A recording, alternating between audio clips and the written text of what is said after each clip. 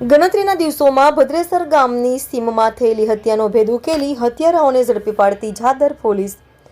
મળતી માહિતી મુજબ તારીખ 5/12/2024ને ગુરુવારના દિવસે ઈડર તાલુકાના ભદ્રેસર ગામની સીમમાં આવેલ ગુહાઈ ડેમના આંગમાંથી પુરુષની લાશ મળી આવી હતી, જેની તપાસ ઈડર ડીવાયએસપી તેમજ ઝાદર પોલીસ ઇન્સ્પેક્ટર આર.ડી. તરાલ કરી રહ્યા હતા।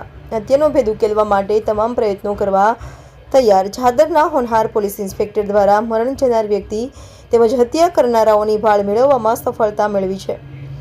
મરનાર યુવાન રાજસ્થાનના ઉદયપુર જિલ્લાના સુંડલા ગામનો હતો, જેની હત્યા કરનાર 3 પૈકી 2 આરોપીઓને ઝડપી પાડવામાં આવ્યા છે। હજુ એક આરોપીની તપાસ ચાલુ છે।